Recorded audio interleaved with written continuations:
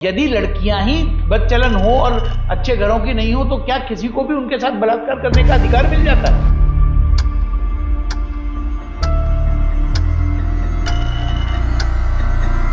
जब वो जेल से बाहर आए तो उन्होंने अपनी पत्नी के साथ सुसाइड कर लिया। किसी भी केस में सबसे पहले विक्टिम आता है पुलिस के पास और आके एफआईआर दर्ज करवाता है कि साहब मेरे साथ ऐसा ऐसा क्राइम हुआ। विक्टिम जहाँ नहीं आता है वहाँ उनके घर वाले आते हैं। ये पहला केस है सर जिसमें न तो विक्टिम आना चाह रहा था न उसके परिजन आना चाह रहे।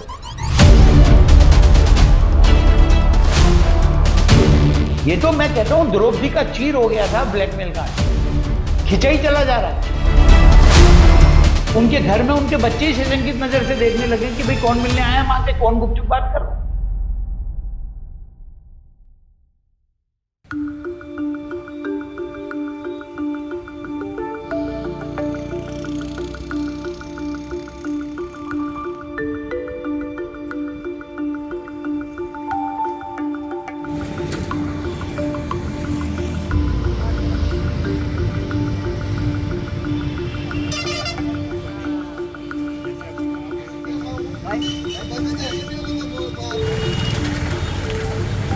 ये है राजस्थान की one of the most popular city Ajmer.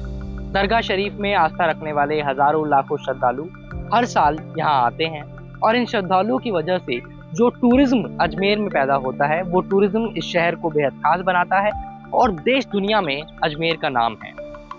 लेकिन आज से लगभग 33 साल पहले सन 1992 में अजमेर में एक ऐसा घिनौना अपराध सामने आया जिसको सुनकर आप सभी की सुधि में क्राइम की जो भी सीमित डेफिनेशंस हैं वो छोटी पड़ जाएंगी। एक ऐसा अपराध जिसके बाद अजमेर के स्थानीय निवासियों को एक दूसरे पर शक होने लगा। अजमेर की किसी लड़की के लिए कोई रिश्ता आता तो रिश्ता पक्का होने से पहले उस लड़की का नाम यहाँ के लोकल पत्रकारों को भेजा जाता और उनसे उसके बैकग्राउंड का, उसके इतिहास का एक ब्यौरा लिया जाता। साल 1992 का रेप स्कैंडल, जिसे अजमेर सेक्स स्कैंडल के नाम से भी जाना जाता है।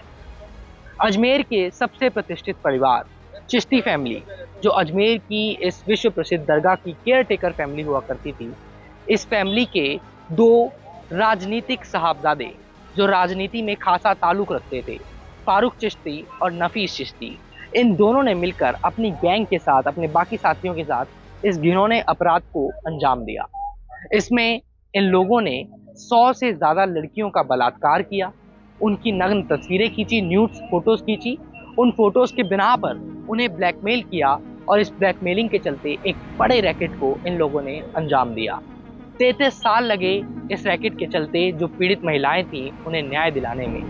16 लड़कियों ने अपने बयान दर्ज कराए थे और इन्हीं 16 लड़कियों के बयानों के आधार पर ये मुकदमा चला, जिसका फैसला 20 अगस्त 2024 को पॉक्सो एक्ट के अंदर स्पेशल कोर्ट ने अजमेर की ने सुनाया है। 6 लोगों को लाइफ इम्प्रिजनमेंट की सजा मिली है, उम्र कैद की सजा मिली है। आज इस वीडियो में आपको देश के one of the biggest sex scandal Ajmer rape scandal की एक एक कहानी बताऊंगा। डिटेल से जानेंगे अजमेर की आबरू पे लगे इस दाग का एक एक पन्ना। There are multiple characters involved in this story. In fact, a charge sheet was filed against 18 individuals. But at the heart of this dark chapter are two key figures, Farooq Chishti and Nafees Chishti, members of the influential Chishti family. Farooq, who served as the president of Congress Youth Wing, and Nafees, the vice president of Congress in Ajmer in 1990, are accused of orchestrating a horrifying sex racket. Between 1990 and 1992, they allegedly raped more than 100 women, secretly capturing their photographs without consent. साल 1990 की गर्मियों का एक दिन था जबकि किसी तरह सोफिया सीनियर सेकेंडरी स्कूल के बाहर गर्ल स्टूडेंट्स का आना जाना लगा हुआ था। फारूक चिश्ती ने इसी रोड पर खड़े होकर क्लास 8 की एक गर्ल स्टूडेंट को रोका, उसे अपने साथ पॉलिटिक्स ज्वाइन करने की बात कही, कांग्रेस में एक पद दिलाने का वादा किया। पॉलिटिक्स ज्वाइन करने के एस्पिरेशन के चलते उस लड़की की फारूक चिश्ती से दोस्ती हो गई। धीरे धीरे ये दोस्ती गहरी होने लगी। फारूक चिश्ती इस लड़की को घुमाने बाहर ले जाने लगा। जब ये दोस्ती थोड़ी और गहरी हुई तो फारूक चिश्ती ने एक दिन इस लड़की को अपने साथ अपने फार्म हाउस पर बुलाया और कहा कि हम वहाँ पर थोड़ा वक्त प्राइवेटली गुजारते हैं।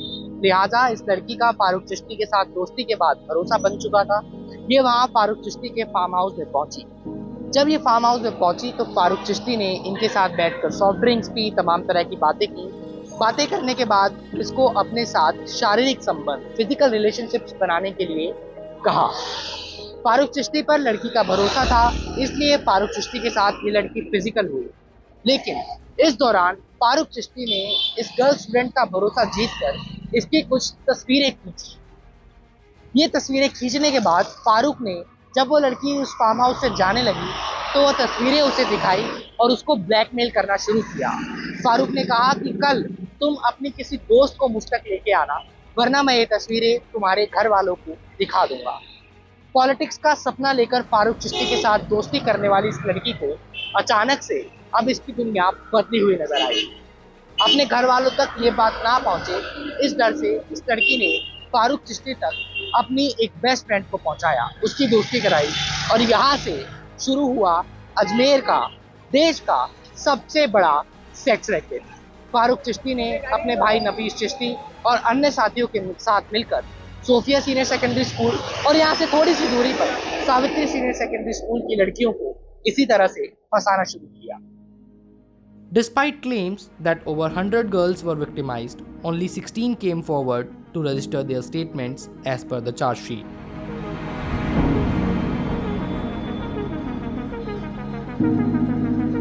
Among these brave women is one who shared her traumatic story with us under the strictest confidentiality to protect her identity. जब तो मैं कुछ समझती भी नहीं थी तो मेरा क्या दिमाग ऐसे हो गया ना, हम किशन के पापा से ज़्यादा देने जा रहे थे। मेरी मम्मी मेरे साथ थी, मेरा जीजा जी था, तो मेरे हाथ में टेप था, तो मैं अकेला सोने में पड़ोसी में रहता था। तो उन्होंने बोला कुछ पर 2 कैसेट दे सुनने के लिए, तो उनका पहले ही प्लान इन्होंने बना के रखा था। तो मेरे से 2 कैसेट के पाने से मेरे को लेके गया, तो खंडर था चौधर मेले में, तो उधर लेके गया। फिर मेरा हाथ पैर मुँह बंद करके गलत काम करा। तो मैं तो समझती नहीं थी उस टाइम, एक जन ने मुँह बंद कर दिया, एक जन ने हाथ बांध दिए, पैर बांध दिए, तो गलत करके फिर मेरे को शाम को उन्होंने निकाला। फिर मेरे को डराया धमकाया, बोला तुम्हारे भाइयों से बात करेगी तो कटार से ख़त्म कर देंगे। और मेरे को 200 रुपये भी दिए, ट्रिपिस्ट पाउडर लेकर मैंने 1 रुपया भी नहीं लिया। फिर मेरे को शाम को उधर से निकला, फिर मैं किशनगढ़ बाबा से झाड़ा देने गई। तो उस दिन जब आप किशनगढ़ जा रहे थे झाड़ा करवाने, हाँ, तो कितने बजे की बात है? ये दिन को 11-12 बजे, 12-1 बजे की बात है। दिन में आप जा रहे थे हाँ, 12 बजे, तो 12-1 आपको बजे। फिर रास्ते में कैलाश सोनी ने रोका। हाँ, तो मेरे क्या को बोला बोला? तो 2 कैसेट दे सुनने के लिए। कैसेट मांगा आपने? मेरे हाथ में टेप था, हाँ, मेरे हाथ में टेप था, तो उन्होंने बोला 2 कैसेट दे सुनने के लिए। तो मैंने उनको कैसेट दे दी, तो ये अंदर थे, इनका पहले 6-7 जने थे इसके अंदर। तो जामुन की, गुलाब जामुन की कढ़ाई पड़ी थी। फिर मेरा एक किधर लेके गए आपको? खंडर में उधर किशनगढ़ के पास? नहीं तो चौधर मेले में। हाँ, चौधर मेले किला सोनी तो मैं तो चौधर मेले में लेके गया था। चौधर मेले? हाँ, चौधर मेले में। ये किधर है? ये चौधर मेला अलग रक्षा गली के पास में ही पड़ता है चौधर मेला। अच्छा, हाँ, गली से रास्ता निकलता है। तो उधर कौन कौन मिला आपको फिर खंडर फिर में? उधर 8-9 जने थे, ये सब थे, किला सोनी ये सब थे। उधर ही चिश्ती थे, फारूक चिश्ती, नफीस चिश्ती, हाँ, इसमें है ना, नाम लिखे हुए सब इसमें। ये लोग थे उधर। हाँ, इसमें सब 9 जनों का नाम लिखा हुआ है। हाँ, इनमें लिखा हुआ तो है। क्या बोले आपको ले जाके? कुछ बोला? तो बोला मेरा कह रहे ना गलत काम किया, तो उस टाइम तो मैं समझती भी नहीं थी ये गलत है।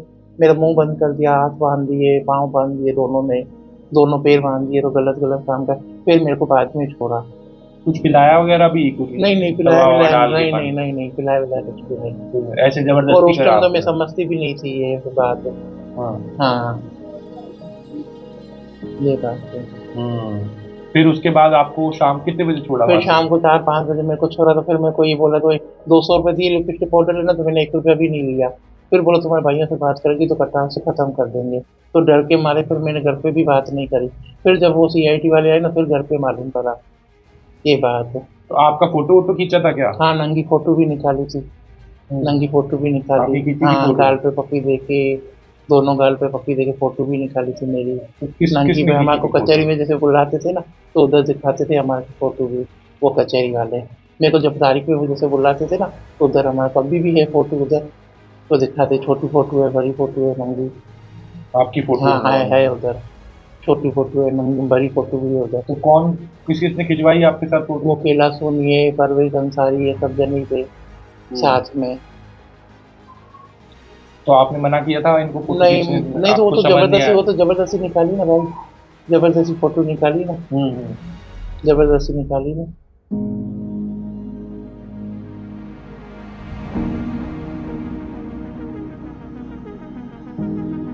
These victims, many of whom had their nude photos taken and were blackmailed, suffered at the hands of Farooq and Nafees Chishti.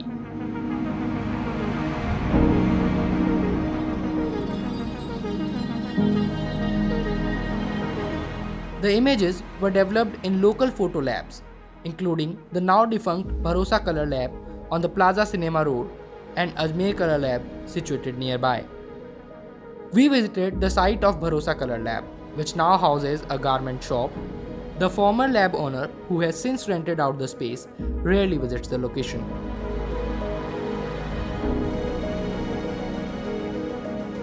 मेरे पीछे जो आपको गणपत शॉपिंग हब के नाम से दुकान नजर आ रही है, ये ही भरोसा लैब हुआ करती थी।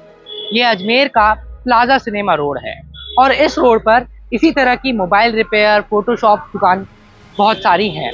यहाँ से थोड़ी सी दूरी पर अजमेर लैब भी है।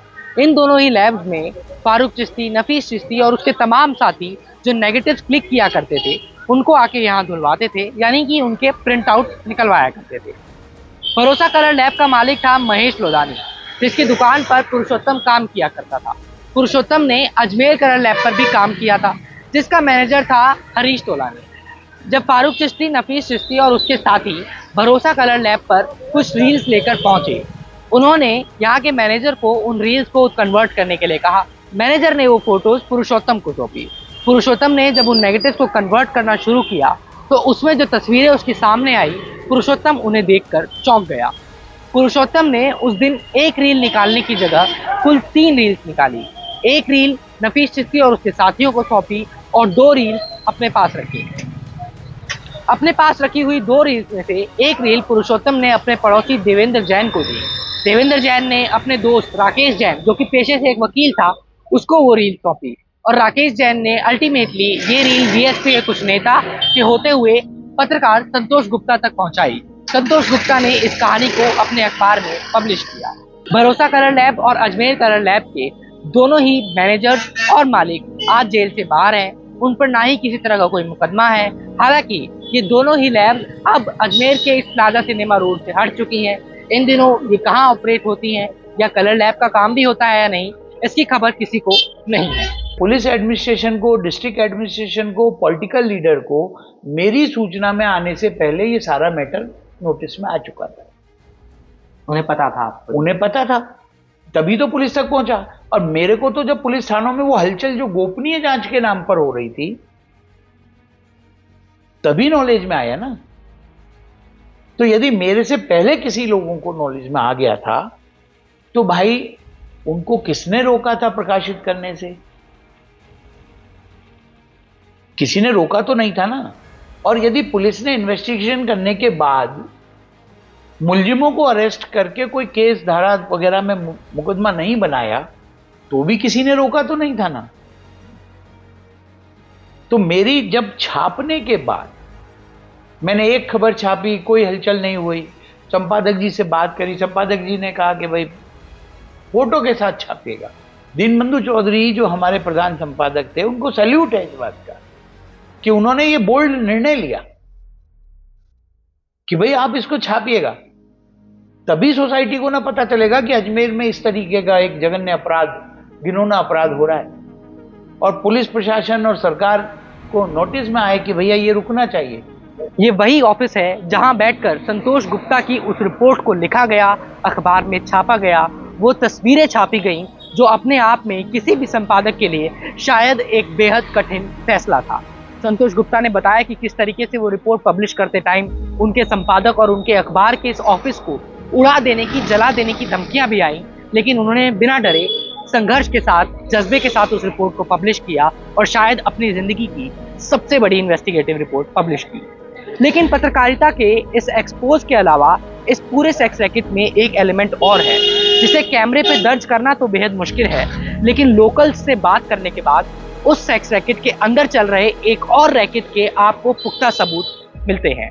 उस समय के दौर की स्थितियां ये थी कुछ ये सारी परिस्थितियों के कारण शहर में एक लड़कियों में, उनके अभिभावकों में, कुछ एक पॉलिटिकल लीडर्स में इस तरीके की सूचनाएं आई कि भैया वो अखबार में छापने के नाम पर इस तरीके की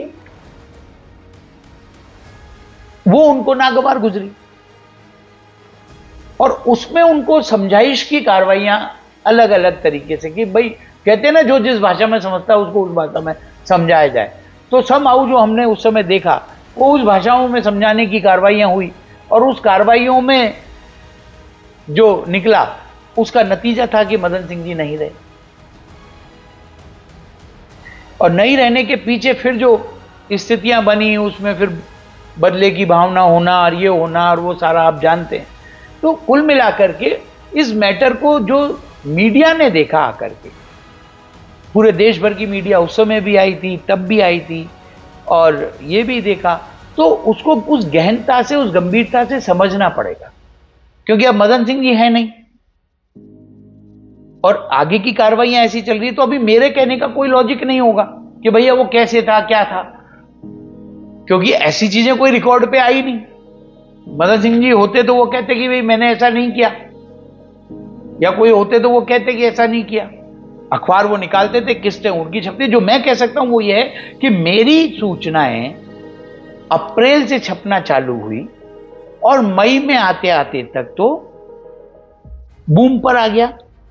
मई में 31 मई को सीआईडी सीबी तक जांच पहुंच गई। उसके बाद जांच अधिकारियों ने जांच को अपने हाथ में ले लिया। मदन सिंह जी के अखबार में जो भी खबरें छपी हैं वो जून में शुरू हुई है। क्लियर? अब उसके बाद वो उसको किस उद्देश्य से, किस मंशा से छाप रहे हैं या क्या कर रहे हैं, तो वो ज्यादा बेटर तरीके से वो होते या उस समय के उनके लोग होते तो वो ही बता सकते थे। अजमेर के लोकल पत्रकारों के अंदर और भी बेहद से पत्रकार थे जिन तक वो तस्वीरें पहुंची। मदन सिंह उनमें से ही एक थे।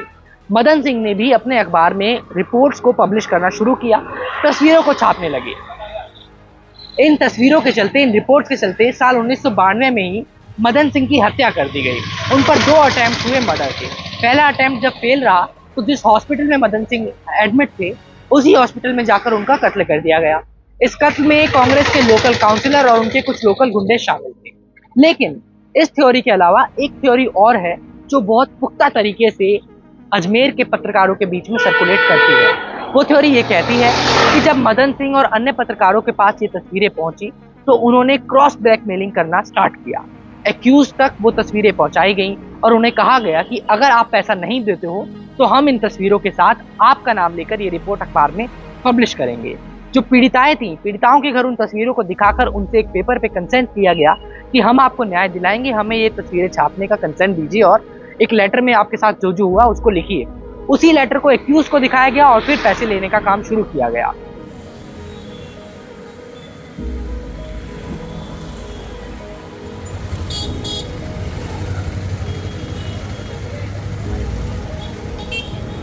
इस रैकेट को सॉल्व करने में राजस्थान पुलिस को एक क्रूशियल भूमिका निभानी थी, लेकिन राजस्थान पुलिस ने इन्वेस्टिगेशन के दौरान जो कदम उठाए वो एक खासा कंट्रोवर्सी का हिस्सा बने। 30 मई 1992 को अजमेर के इस पुलिस स्टेशन में राजस्थान पुलिस ने एफआईआर तो दर्ज की, लेकिन एफआईआर रजिस्टर होने के बाद इन्वेस्टिगेशन के दौरान जो बयान सामने आए और जिस तरीके के फैसले एफआईआर रजिस्टर होने के बाद इन्वेस्टिगेशन ऑफिसर्स ने लिए उस पर एक खासा कंट्रोवर्सी हुई। कोर्ट ने भी राजस्थान पुलिस के इस केयरलेस बिहेवियर को लेकर टिप्पणी की। आम जो क्रिमिनल केसेस होते हैं ये उससे बिल्कुल अलग था। वो अलग इस तरह से था कि किसी भी केस में सबसे पहले विक्टिम आता है पुलिस के पास और आके एफआईआर दर्ज करवाता है कि साहब मेरे साथ ऐसा ऐसा क्राइम हुआ। विक्टिम जहाँ नहीं आता है वहाँ उनके घर वाले आते हैं, वो कहते हैं कि साहब हमारे बच्चे के साथ या हमारा जो भी रिलेटिव था उसके साथ ऐसा ऐसा क्राइम। ये पहला केस ऐसा था जिसमें न तो विक्टिम आना चाह रहा था न उसके परिजन आना चाह रहे थे। तीसरी प्रक्रिया एक चीज और होती है जिसमें पुलिस को किसी भी कॉग्निजेबल ऑफेंस के बारे में पता चलता है तो पुलिस जो है अपनी तरफ से एफआईआर दर्ज कर सकती है, ये प्रावधान है। इसमें वो तीसरी स्थिति भी नहीं हो रही थी। जब पुलिस को पता चल गया कि ऐसा कोई क्राइम किया जा रहा है तो पुलिस ने भी अपनी तरफ से इनिशियल स्टेज में एफआईआर दर्ज नहीं की। अब चीज आती है कि शहर में बहुत ऐसी चलती है, बातें चलती है, वो बातें पहुंचती है धीरे धीरे लगभग सभी जगह पहुंचती है। फिर वहाँ से भी कोई कार्रवाई नहीं हो पाती है तो ये मीडिया में चली जाती है। मीडिया में जब पहले हल्की खबरें आती है, फिर बाद में फोटोग्राफ प्रिंट हो जाते हैं, जो अश्लील फोटोग्राफ हैं। जब अश्लील फोटोग्राफ प्रिंट हो जाते हैं तो फिर आम जनता में एक बहुत ही ज़्यादा एक भावना उत्तेजना के आगे कि भाई इतना बड़ा क्राइम हो रहा है और अभी तक FIR तक दर्ज नहीं हुई। तो वो अजमेर बंद करते हैं। तो वो अजमेर बंद करते हैं, उसके बाद में एक जांच होती है। जांच होने के बाद में ये FIR दर्ज होती है। अब सबसे बड़ी चीज ये होती है कि जिस समय ये FIR दर्ज होती है उससे एक दिन पहले प्रेस कॉन्फ्रेंस होती है और DIG पुलिस जो है उस समय तत्कालीन मोमिंदर भारद्वाज हैं, वो ये बोलते हैं कि किसी भी लड़के के साथ कोई रेप नहीं हुआ। 3 महीने तक पुलिस की जो जांच चलती रहती है, इस दौरान एक्यूज्ड को अच्छी तरह से पता चल गया था कि हमारे खिलाफ कोई प्रकरण दर्ज भी हो सकता है। तो कोई भी इतना ऐसा तो कोई एक्यूज इतना भला तो होगा नहीं कि जब उसको ये पता है कि मेरे खिलाफ कोई भी क्रिमिनल प्रोसीडिंग शुरू हो सकती है, वो अपने घर में ही सारे के सारे जो भी वो एविडेंसेज है उनको सुरक्षित रखे। ये चीज़ तो पॉसिबल है नहीं। तो निश्चित रूप से आपका ये प्रश्न तो है ही है। और इसके बाद में ये लगता भी है कि एविडेंस जितनी आ सकती थी उतनी एविडेंस नहीं आने में कहीं भी ये बड़ी भूमिका रही है, जिसकी वजह से एविडेंस नहीं आ पाई है। DIG का उस समय यह कहना कि जो 4 फोटोआं लेके मीडिया इतने दिन से खबरें छाप रहा है, उन 4 में से जो 2 लड़कियां हैं वो तो अच्छे घरों की नहीं है, उनका चरित्र सही नहीं है। यदि DIG उस समय इस ओहदे पर रहते हुए इस तरीके का पुलिस में इस सोशल पब्लिक को बयान दे सकते हैं, तो यानी कि उनके पास क्या इंफॉर्मेशन पहुंची होगी, कैसी इंफॉर्मेशन पहुंची होगी। यदि वो इस तरीके की गलत बयानी कर रहे हैं तो क्या ये निर्णय सही है या निर्णय गलत है।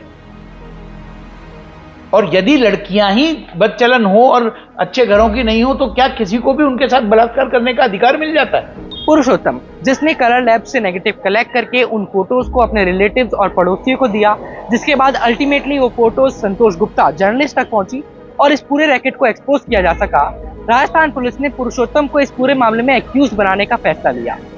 पुरुषोत्तम को एक्यूज बनाया गया, चार्जशीट फाइल की गई और फिर लगभग 2 से 2.5 साल के लिए पुरुषोत्तम को जेल में रखा गया।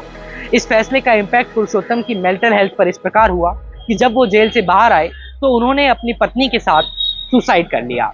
ये बहुत ही मतलब दुर्भाग्य था कि एक वो बंदा जो कि सबसे बड़ा सरकारी गवाह हो सकता था, उसको हर समय प्रोटेक्शन मिलना चाहिए था। भले ही उसने कुछ समय में किस भी नियत और बदनीयत से वो फोटोग्राफ्स अपने लिए प्रिंट निकाले हों, as a customer ethics, as a businessman ethics, हो सकता है उसने गलत किया हो, उसके लिए मैं मना नहीं करता। लेकिन यदि ये जस्टिफाई होता हो कि पुरुषोत्तम उर्फ बमना ने भी उन्हीं लड़कियों को वो फोटो दिखा करके और उनके साथ भी बलात्कार किया है, ऐसा कहीं पे इन्वेस्टिगेशन में आया हो या लड़कियों ने एक्सेप्ट किया हो, तो वो मुल्जिम बनने का हकदार है और बनना चाहिए था। लेकिन वो ना होकर के यदि हरीश तोलानी जो मैनेजर है, जो वहाँ बैठा हुआ है, यदि वो भी मुल्जिम बन रहा है, पुरुषोत्तम भी मुल्जिम बन रहा है, तो फिर घनश्याम मुरानी मुल्जिम क्यों नहीं बन रहा, जिसको मुल्जिम लोग जानते थे, जिन्होंने उसको फोटो और रील धुलने के लिए दी, जो उसका ऑनर था, फिर वो ऑनर भी मुल्जिम बनना चाहिए था। तो कुल मिलाकर के पुलिस ने इस मामले को उस समय के हालात और परिस्थितियों को देखते हुए समहाउ उसको मैटर को खत्म करने के लिए या उसको समान समावेशी भाव रखते हुए कि भैया ये तो हिंदू मुस्लिम दोनों का मिला जुला मामला है, ये एक तरफा समुदाय विशेष के लड़कों द्वारा समुदाय विशेष की लड़कियों के साथ ये करने का नहीं है, वो मैटर ही कुछ इस तरीके का बनाना शुरू कर दिया, यानी कि उसका आधार ही खोखला कर दिया, खत्म करने की कोशिश करी। और उसी का नतीजा रहा कि जब उसी सेल में, उसी जेल में पुरुषोत्तम को रहना पड़ा, तो उसको बाहर से भी धमकियां और अंदर भी धमकी, तो उसने पत्नी सहित सुसाइड कर लिया। लेकिन उसके बाद का उसका कोई विषय का पता ही नहीं है, उसके परिवार का क्या, उसके बच्चों का क्या। This case highlights a shocking failure of justice system. Due to police negligence, it has taken 33 years to even begin addressing the horror these women endured. Public prosecutor Virendra Singh Rathore ने हमसे बात करते हुए मामले की लीगैलिटीज को समझाया और डिले का कारण समझाया। प्रकरण की जो भी पीड़िताएं थी वो कोर्ट में आना नहीं चाहते थे। नहीं आने की सबसे बड़ी वजह ये थी कि वो अपनी आइडेंटिटी है जो इस स्टेज पर आकर, जब उनका परिवार है बहुत अच्छी स्थितियों में आ गया, उनके बच्चे भी हो गए, जैसे पोते पोते भी हो गए, पर समाज में भी वो इस चीज़ को भी भूल चुके थे, तो वो बताना नहीं चाहते थे कि भाई उनमें से एक पीड़ित हम थे, तो वो आना नहीं चाह रहे थे। एक तरफ तो हमारे को एक्यूज के खिलाफ इस केस को जैसे तैसे करके मजबूत करना था, दूसरी तरफ हमारे से जो झगड़ा था वो हमारे ही विटनेसेस से हो रखा था। तो पुलिस से जुड़े हुए जो अब रिटायर हो चुके थे वो भी नहीं आना चाह रहे थे, और जो प्रकरण की पीड़िताएं थी वो भी नहीं आना चाह रही थी। Many victims have left the city, and some key witnesses have passed away. Public prosecutor Virendra Singh Rathod shed light on the legal complexities and reasons for the prolonged delay in justice. After 3 decades of waiting, life has irrevocably changed for these women. Many who tried to move on and rebuild their lives were met with further tragedy when their families, upon learning of their past, chose to abandon them. हमसे बात करते हुए ने अपनी आप बीती सुनाई। शादी हुई थी हमारी, फिर 22 साल में मेरी शादी हुई थी ब्यावर में। 4 साल बाद। हाँ, 4 साल बाद ब्यावर, फिर ब्यावर में मेरी शादी, तो सारी स्टोरी मैंने मेरे आदमी को बता दी। मैंने बोला आपने मेरे से, बता दिया? हाँ, 4 दिन की मेरी मेहंदी भी नहीं उतरी हाथ की। तो फिर उन्होंने मेरे को धोखे से इधर अजमेर लेके आए, बोला चल देखो पीएल घुमा के आ रहा हूँ, तो मेरे को फिर तलाक दे दिया उसने, ब्यावर वाले ने। फिर मैं 28 साल में फिर मैं अजय नगर शादी करी। किसने शादी की आपने? फिर 6 साल फिर मैं पीएल में, उन्होंने मेरे को तलाक दे दिया 4 दिन में। मेरे हाथ की मेहंदी भी नहीं उतरी तो मेरे को छोड़ दिया, पीएल में छोड़ दिया। बोले चल तेरे को घर घुमा के आ रहा हूँ, तो फिर मेरे को तलाक दे दिया, कचहरी से तलाक कर दिया उसने। फिर 6 साल में पीएल में बैठी, फिर 28 साल मेरी उम्र हुई, तो फिर अजय नगर में मैंने शादी करी। तो फिर उन्होंने, अभी तलाक का कागज़ है मेरे पास, तो उन्होंने अभी 2 साल रखा, तो कागज़ में तो ये लिखा 2 साल मेरे पास रही। फिर छोटी छोटी बातों पर टकरा होता रहा, फिर अपने घर वालों के पास आई, फिर उसने भी मेरे को छोड़ दिया। फिर मेरे को उन्होंने तलाक दे दिया 10 में। मेरी मम्मी गुजर गई 1.5 महीना, मेरी माँ का अभी गम ही नहीं उतरा, तो मेरे आदमी ने तलाक दे दिया। 10 में मेरा तलाक हो गया। 2010 में? हाँ, मेरी मम्मी पापा भी गुजर गए। 8 में मेरा पापा गुजर गया और 10 में मेरी मम्मी गुजर गई। अभी माँ का ही गम नहीं उतरा, 1.5 महीना हुआ मेरी मम्मी को गुजरते, तो फिर आदमी ने तलाक दे दिया। बताओ क्या करे फिर। ये तो मैं कहता हूं द्रौपदी का चीर हो गया था ब्लैकमेल कांड, खिंचाई चला जा रहा है। फास्ट ट्रैक अदालत से चलते चलते 32 साल निकल गए। फास्ट ट्रैक में देने का मतलब क्या होता है? त्वरित निर्णय हो। जब ये लड़कियां बार बार आती हैं संबंध पर वो करने, अब तो वो नानी दादी मौसी क्या क्या नहीं हो गई होंगी, कितनी बड़ी वो हो गई होंगी, उनको कितना बुरा लगता होगा। आप मीडिया वाले हम सब जाकर के पहुंच जाते हैं जब वहां उनके घरों पे, अगले दिन उनके घरों की क्या स्थिति होती होगी, ये समझने की बात है सोसाइटी में। आप और हमारी तो स्टोरी हुई साहब, कोई भी मीडिया पर्सन, क्योंकि मैं भी उसी बरादरी से निकला हुआ हूं, लेकिन उन पीड़िताओं को देखिएगा ना, उनके घर में उनके बच्चे ही शंकित नजर से देखने लगे कि भाई कौन मिलने आया मां से, कौन गुपचुप बात कर रहा है। उनके साथ तो बार बार बलात्कार करना हो गया इतने सालों में। 6 accused who were found guilty by a special court in Ajmer were sentenced life imprisonment on 20th of August 2024. This included Naseem Chishti, Sohail Ghani, Iqbal Bhatt, Salim Chishti, Naseem Tarzan, Zahir Hussain. Except for these 6, another accused, Aslam Maharaj, is still absconding. Special court से फैसला आने के बाद इन 16 पीड़ित महिलाओं को 7 लाख रुपए compensation देने का फैसला लिया गया। ये 16 सर्वाइवर्स वही हैं जिन्होंने अपना बयान पुलिस को दर्ज कराया, जिसके आधार पर चार्जशीट फाइल की गई।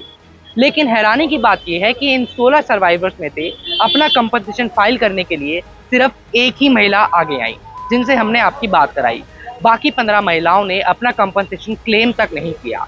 वजह सिर्फ एक, कि वो अपने साथ हुए इस जघन्य अपराध को भुलाकर अब आगे बढ़ना चाहती हैं, और उनमें से अधिकतर की मांग ये है कि अब उन्हें जस्टिस के लिए लड़ाई भी नहीं लड़नी है। अजमेर पर लगे इस दाग को अजमेर के शहर ने मिटाने की बेहद कोशिश की, लेकिन बार बार अक्यूज का सरेंडर करना, हियरिंग का फिर से शुरू होना इस दब्बे को हर बार हरा भरा कर देता है। असलम महाराज, एक एक्यूज जिसकी सरेंडर अभी तक नहीं हुआ है। अगर आने वाले कुछ दिनों में असलम महाराज पुलिस को सरेंडर करता है, तो लिहाजा इस पूरे केस की फाइल को रीओपन किया जाएगा और हियरिंग फिर से शुरू होगी। ऐसे में विक्टिम्स को, विटनेसेस को फिर से बुलाया जाएगा कोर्ट के अंदर, और उनके जीवन का ये काला चैप्टर फिर से दोहराया जाएगा। सवाल ये है कि ये जो फैसला 33 साल बाद आया है, इसे जस्टिस कहा जाए या फिर सिर्फ एक लीगल प्रोसीडिंग का डिसीजन कहा जाए। कैमरा पर्सन अनूप कुमार के साथ मोजो स्टोरी के लिए हर्षित शर्मा। मुद्दा यह है कि क्या ये जितने भी मुलजिम थे, क्या ये अपने आप को शर्मसार महसूस कर रहे हैं? क्या इनको लगता है कि इनसे अपराध हुआ है? क्या ये आज भी स्वीकार कर रहे हैं?